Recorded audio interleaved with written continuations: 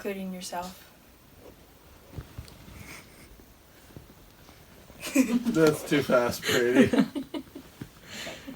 Although famously known as Scotland's national instrument, bagpipes have traced to countries such as Spain, North Africa, Egypt, and the British Isles.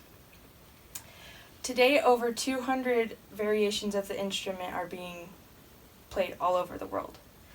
But today I'm going to talk to you about the Great Scottish Highland Bagpipe that is known to most people as the bagpipe. So the Great Scottish Highland Bagpipe had a lot of influence on Scotland's culture starting in the 1300s to today.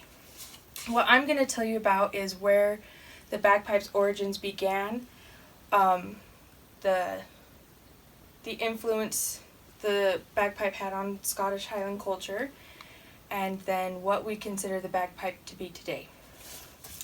So there's very little consensus on when the bagpipe started. The Oxford History of Music dates the bagpipe starting in 1000 BC, where they found a Hittite slab that had a description of a bagpipe. Archaeologists also found the oldest set of bagpipes in Egypt in 1500 BC. But there's also been other studies that have found inscriptions of bagpipes in 4000 BC. But the earliest rendition of what we know today as the Great Scottish Highland Bagpipe was actually found in Egypt in 2500 BC. So the pipes were used as instruments of war and as entertainment for kings and queens throughout Europe. Generals actually loved using the bagpipes in war because of its high pitch, and you can actually hear the bagpipe from 10 miles away. So oncoming soldiers could hear soldiers coming at them from very far distance. Even Nero, the Emperor of Rome, loved the bagpipes so much that he printed himself on a coin playing them and used them when he himself was in war and the end of the Roman Empire. So the best guess of scholars and experts is that the Scottish bagpipe entered Scotland in the 1300s. It first would have only had one drone, which is what we consider a pipe, and this is what it would have looked like. I'll bring it to the camera. Around the middle of the 16th century is when the second drone appeared on the bagpipe, and then the third drone appeared in the early 1700s, which is what it looks like today.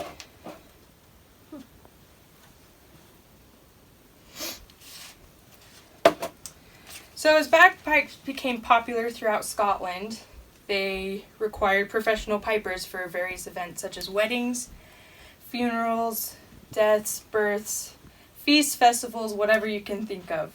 But in the Highlands, pipers did special things for clans, such as they had a special tune to wake people up in the Highland clans, or they had a special tune to call members to a meeting that was being held by the chieftain of the clan.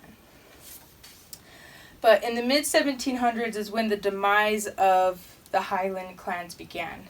There was a war between Scotland and Britain on the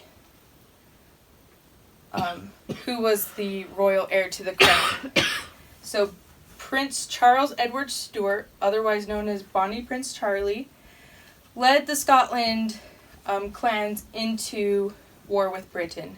But they lost a key battle, which sent Bonnie Prince Charlie running away and Britain taking over Scottish Highlands, where they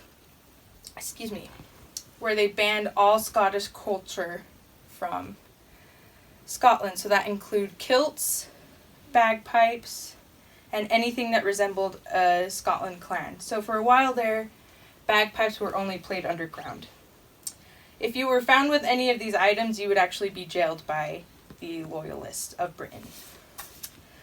But today, the Great Scottish Highland Bagpipe actually has a worldwide fame, and they're played all over the world.